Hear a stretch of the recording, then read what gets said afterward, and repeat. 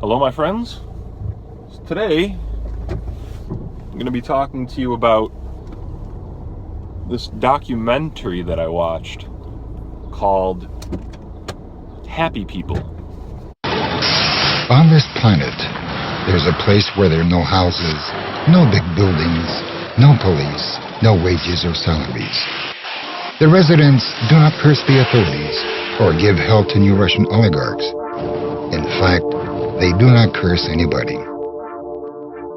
The place I'm talking about is located right in the middle of our country on the Yenisei River in Siberia. People here rely only on themselves and expect performance only from themselves.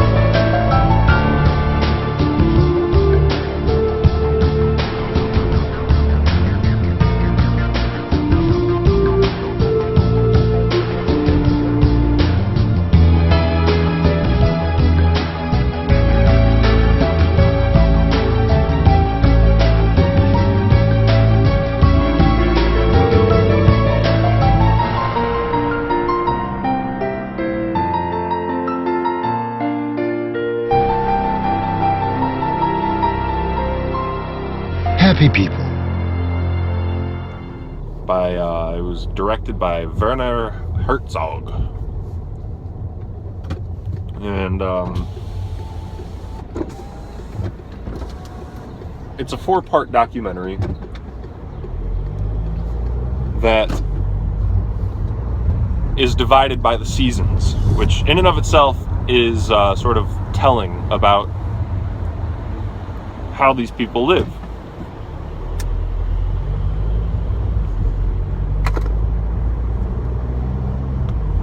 So it has 4 parts: spring, summer, fall, winter.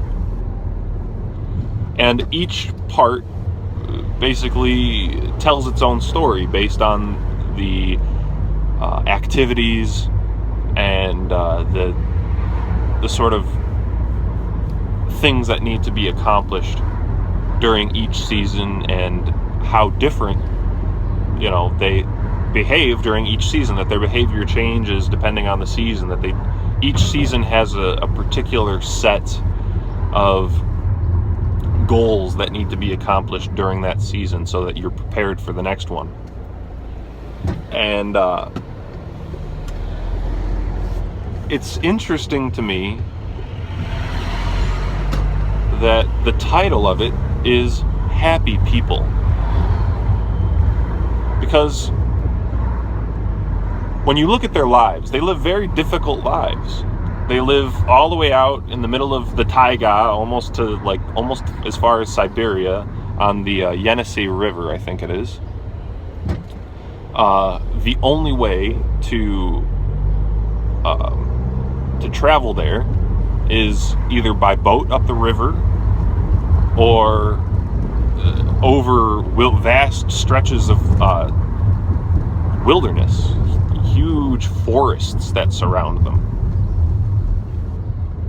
So they're pretty much isolated from civilization. I think once or twice a year they get a barge sent up the river with certain supplies that they buy. But other than that, they are almost entirely isolated from the rest of the world. And life is very difficult for them living in this sort of condition. They have to hunt, they have to grow their own food, they have to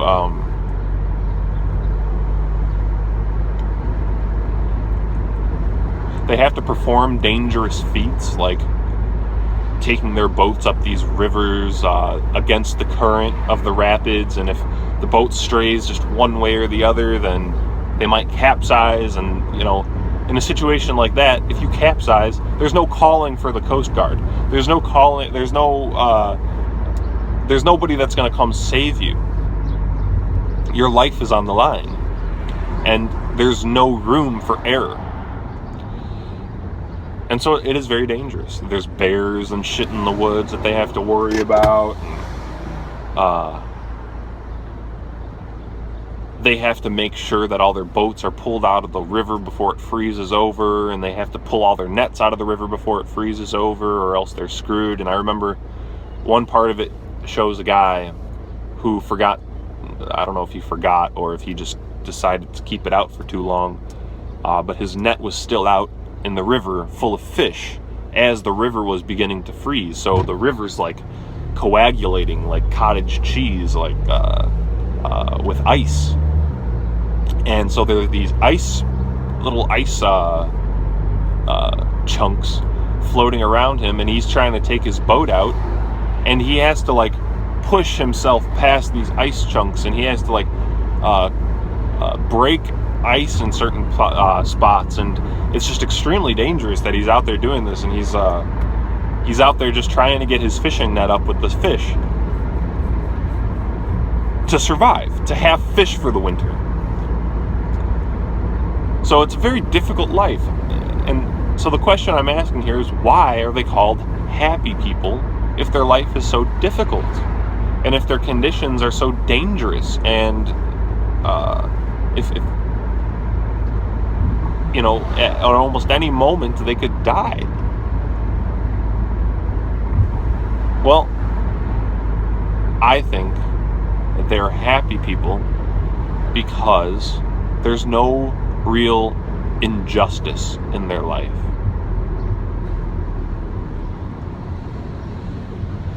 I'm sure that there are, you know, small injustices and whatnot. You know, somebody steals a thing from somebody else, or somebody does something to hurt somebody else and they don't deserve it or whatever, but there is no wide-scale, societal-wide injustice. Their lives are not determined by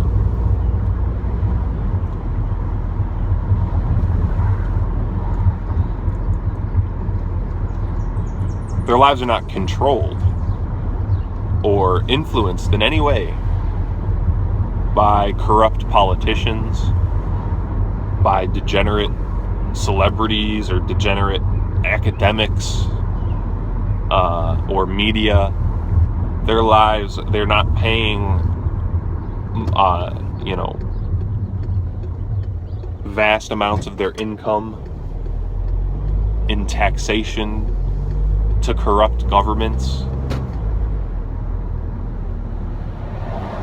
The only thing that dictates their lives, the only thing that controls their actions, is Mother Nature herself. It's the way the wind is blowing, how much it's raining, how cold it gets, where the sun is in the sky, the tracks that they see on the ground, the conditions of the river. These are the things that control and determine what they do in their lives. And of course, you know, they have individuality and stuff. It's not like they're just robots to nature. They do things for themselves. But their survival hinges on their relationship with nature. Their survival does not hinge on their relationship with other corrupt people to get them a job or to make sure that you follow the rules so that you don't get arrested, to make sure you're paying your taxes so that you don't get arrested and, you know, thrown in prison or fined, chased down by the IRS. They don't know anything of that.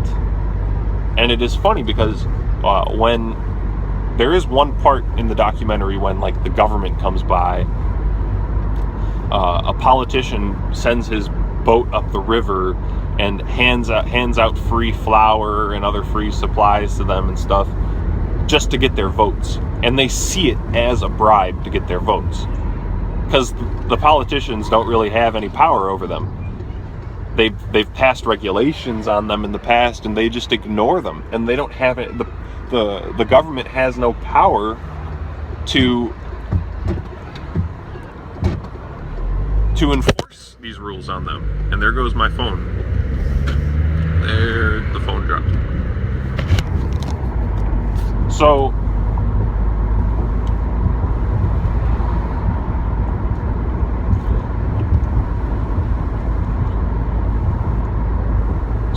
the point is that, I wouldn't personally want to live this life as an ideal. It's not like an ideal for me to be living in the Russian taiga and to be a hunter, and that to me wouldn't be ideal. But it's so much better and so much more attractive than living in a country where corruption and injustice is the norm, where so much of what you do and the way that you live is determined and controlled by corrupt people. I mean, your life is basically in their hands. If agricultural corporations decided that they couldn't turn a profit anymore, then 90% of people living in the civilized world would be screwed, because they depend on other people for their food. They depend on other people for their survival. Corrupt people. Not just normal everyday people, but corrupt people.